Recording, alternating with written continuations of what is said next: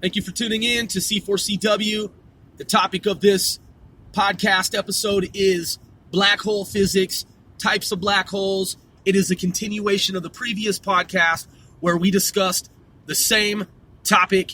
I just want to expound upon the preceding, that is, previous podcast, and to discuss more in depth what it was that we had begun to discuss. Black hole physics, wormhole physics, types of black holes. If you are real fans and not fucking fake fans, then we 495 as a whole most certainly appreciate you. So I took some notes. I have some notes on paper here. I'm pulling out the notepad, and I want to let you know that I looked at a lot of different sources of information, and what I realized, man, is that pretty much, well, a lot of what we were told in school, as I'm sure a lot of you know, grade school, grammar school, junior high school, middle school, high school, college, a lot of it's bullshit and it's not fucking for real. So when you read up on these types of topics here, you quickly realize that a lot of shit that we once thought has gone out the fucking door. And the information that we think we know now, that we think we believe, that we think we have a handle and a grasp on now, may not even necessarily be fucking true and may change some nanoticks of time down the fucking road.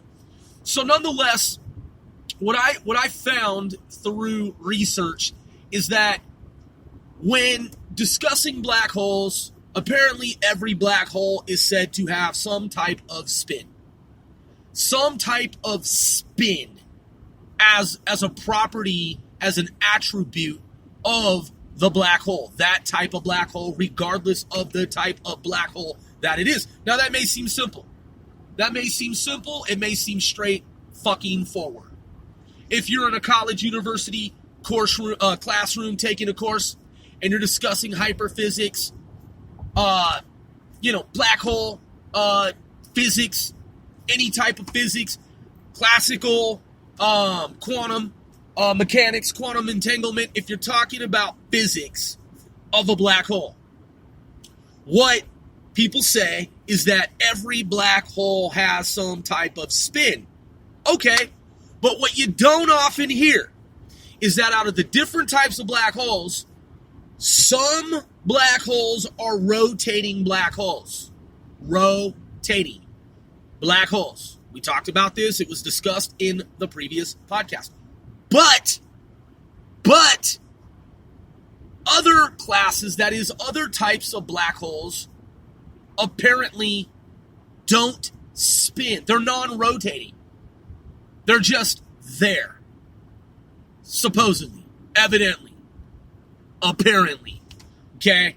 So then, if that's the case, then one has to conjecture, well, but I thought every black hole has, as a property, as an attribute, has spin to it, right? Seems kind of contradictory because now you're saying that some black holes are non-rotating, non-spinning.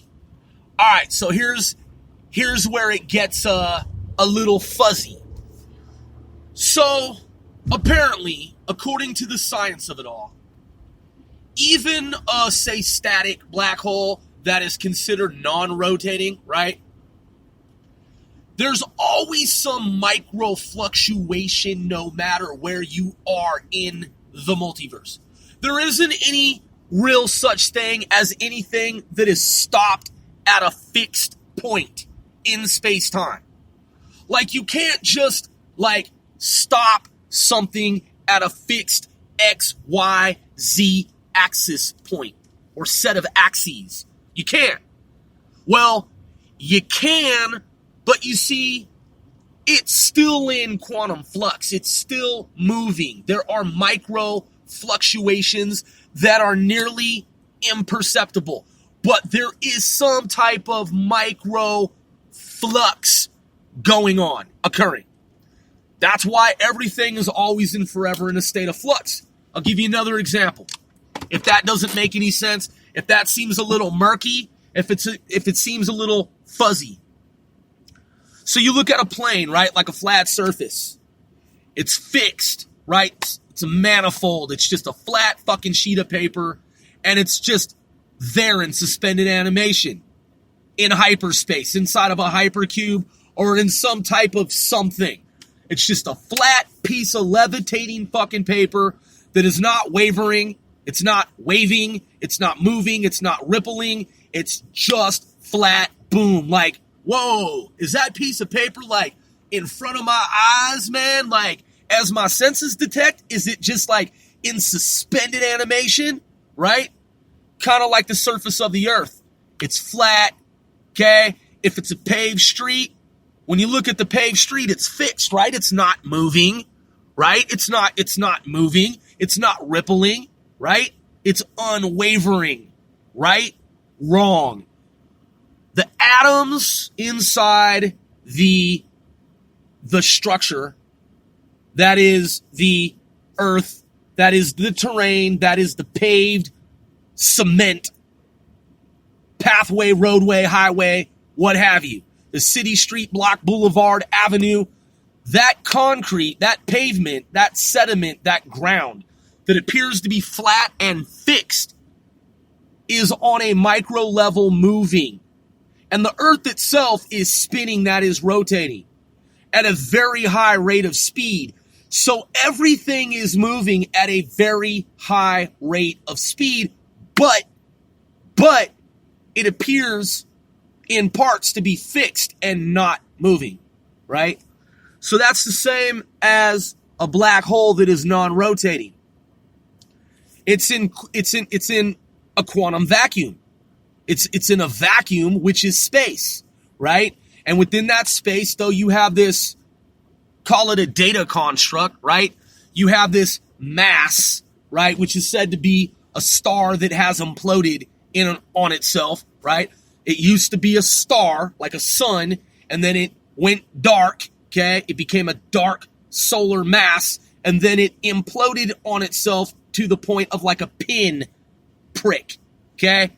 So that's the black hole, and it's pulling all of this stuff into it from around it, right? There are these different objects from space that are falling and being pulled into and sucked into a black hole, supposedly, right? Some black holes are rotating, whereas others are just static like mouths, right? I said a pinprick, but down at that level where it's infinitesimal, right? Where it just goes on and on and on into this little tiny pinprick, right? If you were to magnify that and look at that and it gets bigger, bigger, bigger, and then you have a mouth, this big circular or amorphous whatever, but there is an opening to it, right? You have this mouth of the wormhole or the black hole at that micro level.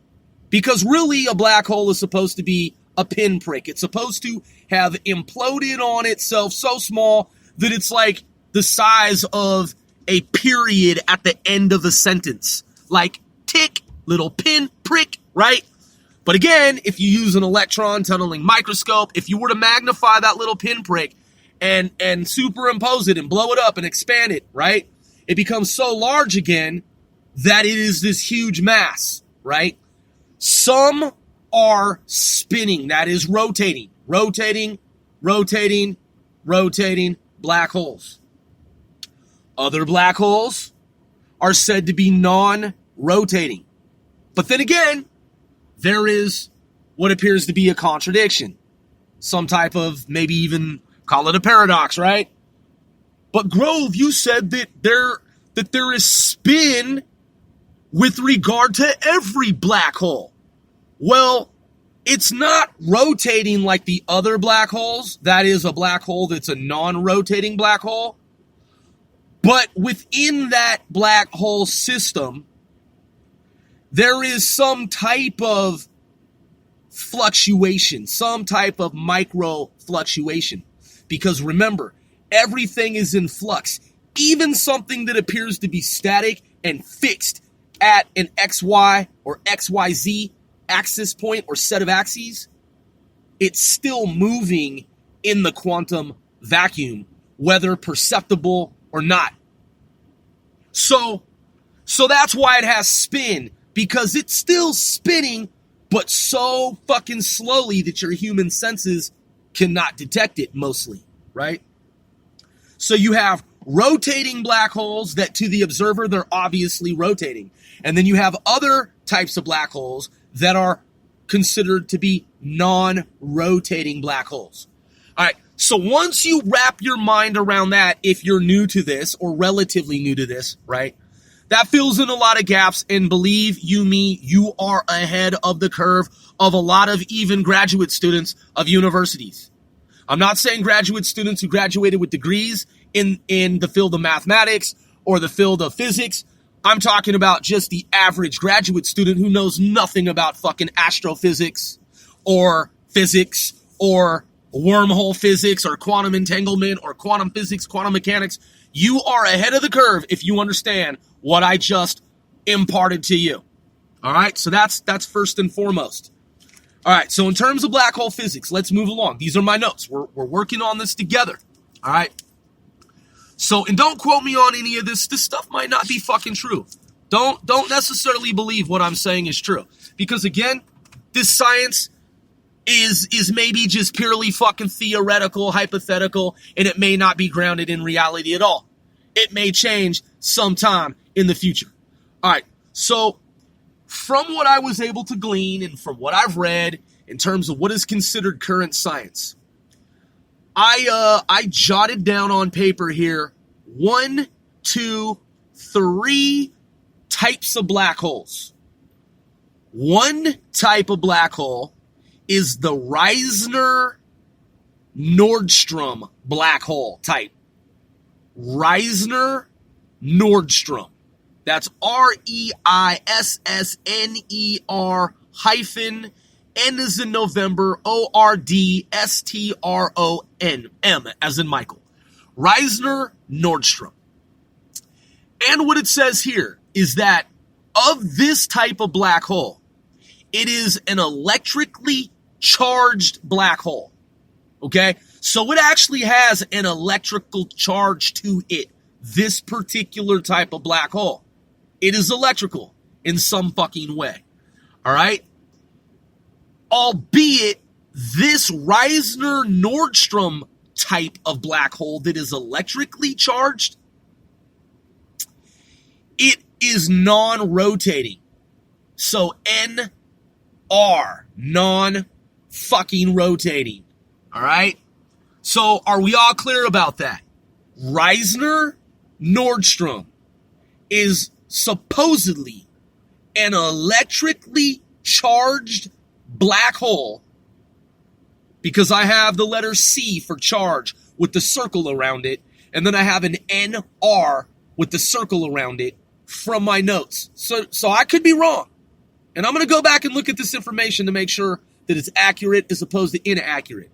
But the Reisner Nordstrom black hole, this is shit you never fucking learned in high school, never learned in junior high school, middle school, and most likely never learned in fucking college, unless you're a fucking scientist, unless you're a physicist, unless you're an astronomer, astrophysicist, astrobiologist, etc., etc., etc. All right? So I'm just filling in some knowledge gaps here. We're learning this together for the first time. If you're new to this, hey, I'll say I'm new to it as well, right? So the Reisner Nordstrom type of black hole is said to be electrically charged and non-fucking rotating. All right? Then there's a second type, or we'll just say it's another type, right? There's another type, we'll call it type 2 black hole, and this is a Kerr Newman black hole. So Kerr Newman black hole. Kerr Newman, just like it sounds. NEWM as in Michael, A, N as in November. Kerr Newman. Now, this type of black hole is the same as the Reisner Nordstrom black hole. It's electrically charged. So we're talking about some type of electrical dynamic to it. Okay? Some electrical component. It's electrically charged. Electricity, man, basically, right? Electromagnetic energy. Do we follow each other now? Okay, so again, type 1, Reisner Nordstrom. This type, second type, is Kerr Newman. And it's also electrically charged. But it doesn't fucking rotate. Supposedly. Allegedly. Okay, so are we clear on that? Reisner Nordstrom. Type 1, electrically charged, and it fucking rotates. Type 2, Kerr Newman. Electrically charged, does not fucking rotate. Man. So we got that, right? Simple shit. See? Black hole physics, black hole mathematics, vortex, because these are vortices. They're vortexes, okay? These are fucking portals. These are gateways. These are rip tears. These are rips, tears, rip, tear, space constructs, space-time constructs. Obviously, there's one side and then there's another side. Something goes in, something has got to come out. Now, here's the other thing. Before we move on to the third type of black hole, the other thing that we were taught in school is that light cannot escape the gravitational pull of a black hole. Anything that falls into a black hole is doomed to be forever within that black hole. And that not even light can escape. Well, as it turns out, that's fucking fake and not fucking for real. Now, understand, there are different types of black holes. So for every different fucking type of black hole, you're going to have a different set of parameters, a different set of conditions, different circumstances, right? They talk about the Hawking black hole, and this black hole, and this black hole, and all these different types of black holes. But let's focus here.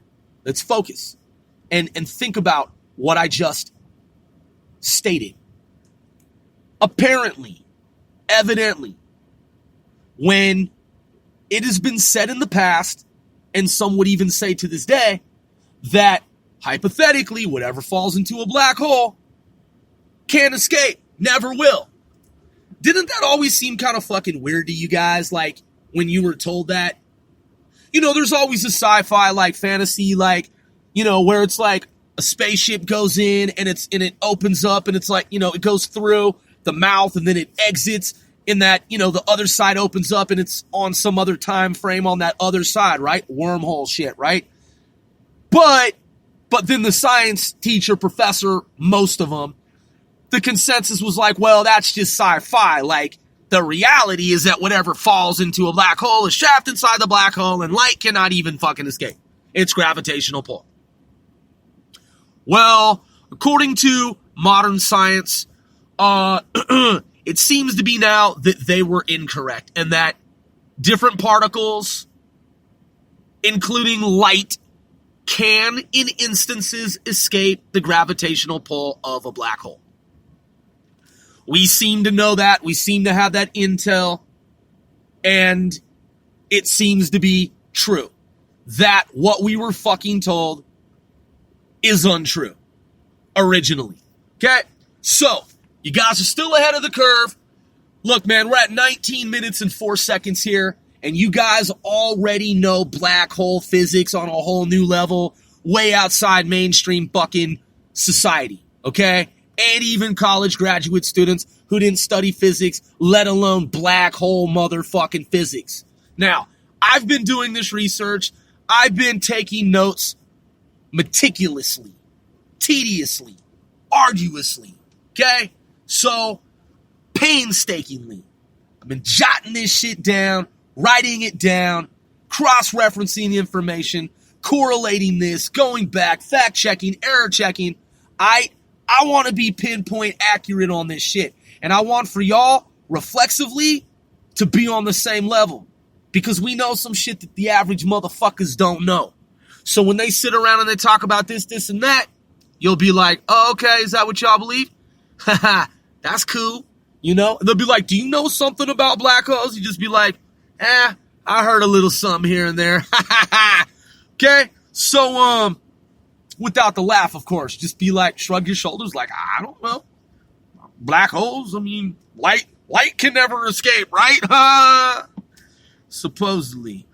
So, what was type 1? Reisner Nordstrom. Type 2, Kerr Newman. What do they both have in common? What does the Reisner Nordstrom have in common with the Kerr Newman? They're both electrically charged. The first one, the Reisner Nordstrom, does it rotate or not? It is non-rotating. The Kerr Newman rotates.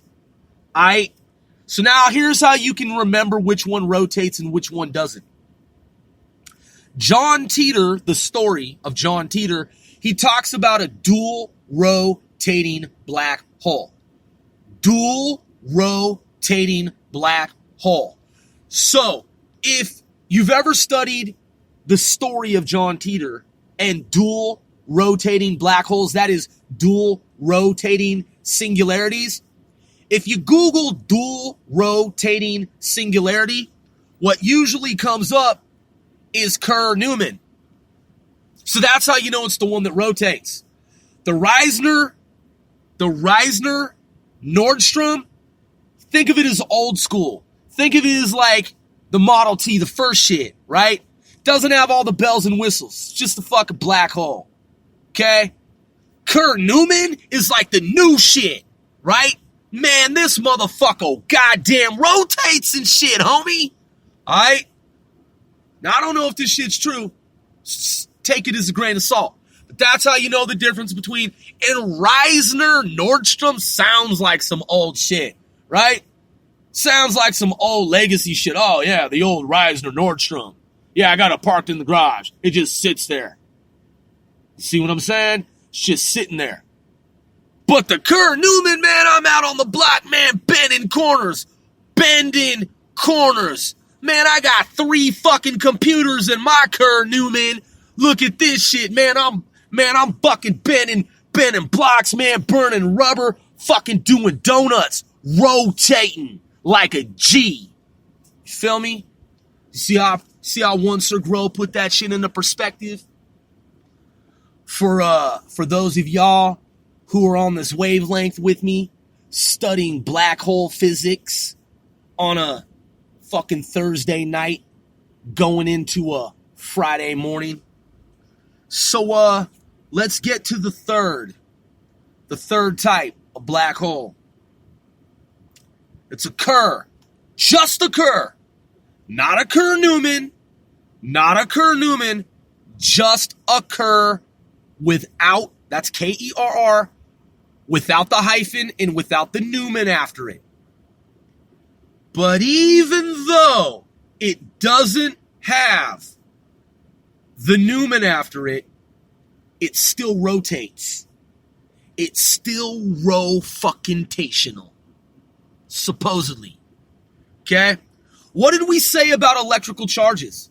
The old school, Reisner Nordstrom, is it electrically charged or not? Yes, it is. Fucking A right, it is. Okay?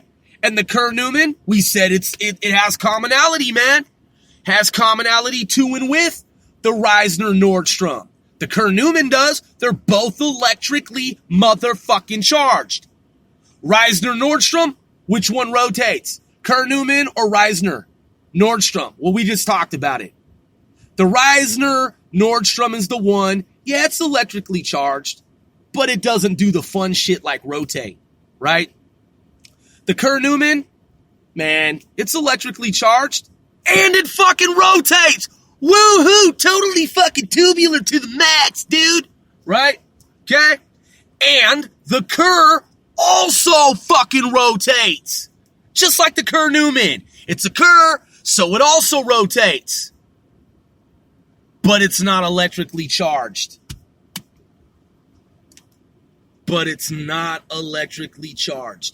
Now, I just explained that in under fucking 25 minutes. Under 20 fucking 5 minutes. How much would you pay to learn that at a university? And how long would it take the professor to meter out the information to you with the ums and the ahs and the hms and the ha's and the They'd probably space that shit out over the course of an entire fucking semester, right? Right, man! So, look, if you go online, look at the information. Don't take my fucking word for it. That's important shit. Now, I'm going to keep this under 30 minutes, man. We just discussed, dissected, talked about, analyzed, deconstructed, and constructed, researched, and understood, above all, black hole physics as is currently known within the realm of hyper motherfucking physics. Aight? And we did it as a team. Aight? Hey, man, they should recruit us for the Space Force. You know what I'm saying? So I took some notes, man. Listen. The other thing that I've been telling y'all about for a while, man, is that torsion warp field phenomena, right? One of the keys to the universe that Tesla talks about are the numbers 369. Okay? If you look at Archimedes' spiral, and you consider Fermat's last theorem, and you consider the book, the Golden Braid and Search for the, or Gödel, Eschel, Bach, Golden Braid, right? If you look at that spinning vortex, twisting, even like the DNA, what did I say the other night? Helixical, like the helixical, right? A spinning strand, strings, like strung together, spinning, twisting, right? Contorting, bending, morphing, right? If you look at that, right, that DNA strand and those strings woven together, right, in that pattern, okay, if you twist it all into a fucking knot like a torus ring, if you form a torsion pattern, apparently that's a key to the universe. And those numbers 3, 6, and 9 are involved in that geometry. And that's a key to unlocking the secrets of the multiverse. All right. So I wrote Archimedes' spiral, Fermat's last theorem, and then Schwarzschild from the Kerr Newman, because you guys know type 1, 2, and 3 black holes now. You got that figured out, right? Reisner Nordstrom, Kerr Newman, and Kerr, right? You got that down pat like the back of your fucking hand. You got that shit dedicated to long-term memory, right? The first two, they're electrically charged. Reisner Nordstrom, old school, doesn't rotate. Kerr Newman does, right? And the Kerr, it is what? What's the charge? It's uncharged, but it does fucking rotate. So Schwarzschild is associated with the Kerr Newman. Just remember that. Schwarzschild is associated with the Kerr Newman. Just put that in the back of your mind there, in your memory. And then you also want to know about Einstein, Maxwell solutions, because there's a whole set of solutions, and one of them is Einstein and Maxwell, and it solves for some of these different types of black holes. And in the next episode, we'll talk about which of the black holes the Einstein-Maxwell equation solves for. And so that's that. And yeah, you got to know about the ringularity. All right, when you look at the geometry, the shape of black holes, some of them are not circular in the way that you see in the movies. They are these ring shapes. We're talking about the ringularity, okay? And the ring that I'm referring to is not circular. It's a different shape of a ring, okay? It's not circular in that way. So we're going to talk about that geometry as well, as it relates to the Kerr black hole. which is said to be traversable, by the way.